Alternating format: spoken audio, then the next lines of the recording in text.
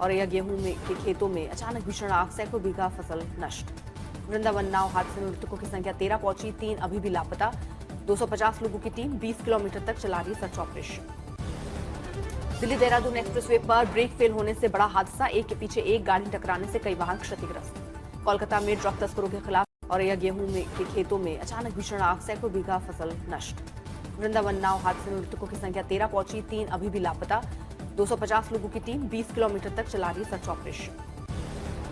Delhi Dehradun expressway पर brake fail होने से बड़ा हादसा, एक के पीछे एक गाड़ी टकराने से कई वाहन क्षतिग्रस्त। कोलकाता में ड्रग तस्करों के खिलाफ सीबीएफसी अध्यक्ष प्रसून जोशी ने आशा जी के निधन पर जताया दुख, कहा आशा जी जैसी प्रतिभा रोज नहीं लेती जन्म। हेमा मालिनी ने एक्स पर फोटो साझा कर लिखा, आशा ताई का जाना एक ऐसी कमी जिसे कभी पूरा नहीं किया जा सकता। बिहार के सीएम नीतीश ने गायिका के निधन पर गहरा शोक व्यक्त किया, उनकी मृत्यु को भारतीय संगीत के एक युग का अंत बताया। प्रधानमंत्री ने सिलीगुड़ी रैली का वीडियो शेयर कर बीजेपी के प्रति जबरदस्त उत्साह का दावा किया, बंगाली में लिखा, लोगों का उत्साह अद्भुत। सिलीगुड़ी में रैली में प्रधानमंत्री मोदी का बड़ा बयान, कहा बदलाव चाहता है बंगाल, इस बार टीएमसी की हार तय। प्रधानमंत्री मोदी का ममता सरकार पर वार, कहा टीएमसी ने 15 साल में तुष्टिकरण के लिए वोट बैंक को खुश किया, दीदी को देना होगा हिसाब। पूर्वी वर्धमान के खंडघोष में रैली के दौरान सीएम ममता का प्रधानमंत्री पर पलटवार, बोली एसआईआर है सबसे बड़ा स्कैम। ममता का बीजेपी पर आरोप, कहा बीजेपी ने बंगाल में टीएमसी सरकार को सत्ता से हटाने के लिए 1000 करोड़ रुपए की डील की। पश्चिम बंगाल में चुनाव से पहले नेताजी सुभाष चंद्र बोस के परपोते टीएमसी में हुए शामिल, बीजेपी से दिया इस्तीफा। आम जनता उन्नयन पार्टी के नेता हुमायूं कबीर वायरल वीडियो पर बोले, स्टिंग में दिखाया गया वीडियो मेरा, लेकिन एआई से बदला गया ऑडियो। दुर्गापुर में एआईएमआईएम प्रमुख ओवैसी ने बीजेपी टीएमसी से जोड़ने के आरोपों को किया खारिज, कहा बंगाल में मुस्लिम समुदाय की स्थिति खराब।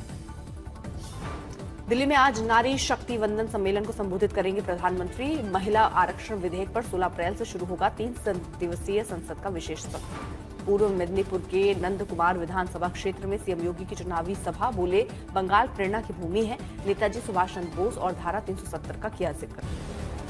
योगी ने ममता सरकार पर हमला बोला, कहा आज बंगाल में जैसी अराजकता है वैसे हालात 2017 से पहले यूपी में थे। जनसभा में गरजे सीएम योगी, टीएमसी पर तुष्टिकरण की राजनीति, घुसपैठ और डेमोग्राफी बदलने का आरोप लगाया। तमिलनाडु के कन्याकुमारी में टीवी के नेता विजय का मेगा रोड शो, चुनावी प्रचार के तहत भ्रष्टाचार मुक्त शासन का किया ऐलान। टीवी के नेता विजय ने तमिलनाडु नागरिक विशेषाधिकार कार्ड किया पेश। टीएन सुपर ऐप के जरिए एआई की मदद से सरकारी सेवाओं को पारदर्शी बनाने का किया वादा, कहा सेवा अधिकार कानून किया जाएगा लागू। स्टालिन का शिक्षा मंत्री पर एनईपी के तहत शिक्षा के भगवाकरण का आरोप, बोले चाहे 10,000 करोड़ रुपए भी दें, तमिलनाडु में हिंदी थोपने की नहीं देंगे अनुमति।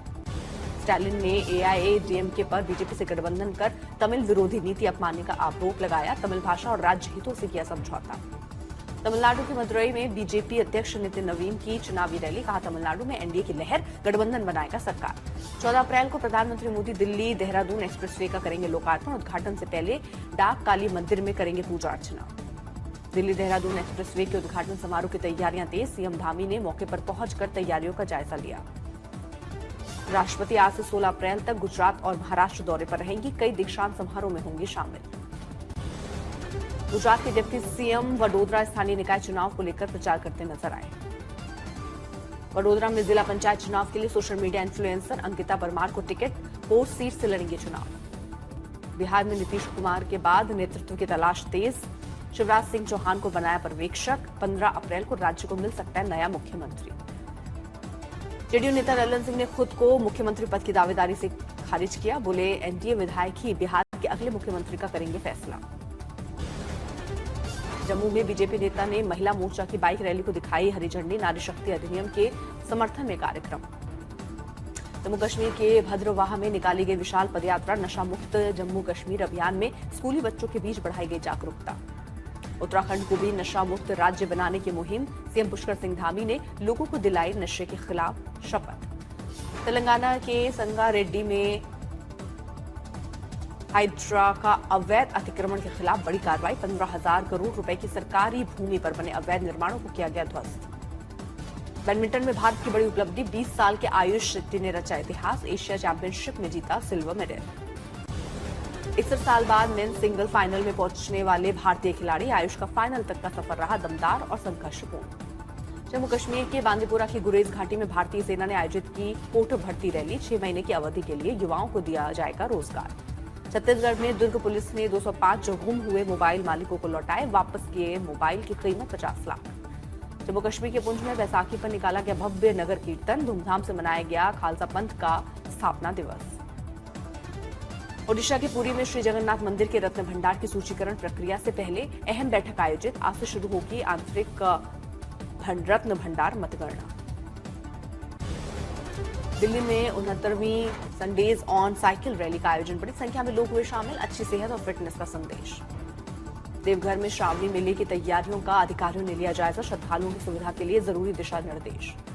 रांची के तमाड़ में भव्य तरीके से निकाली गई शिव बारात में उमड़े श्रद्धालु। दैत्य और आधुनिक झांकियां बनी आकर्षण का केंद्र।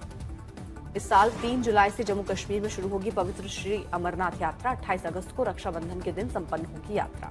मौसम साफ होते ही उत्तराखंड में चारधाम यात्रा की तैयारियों में तेजी। केदारनाथ धाम में तेजी से हटाई जा रही है बर्फ।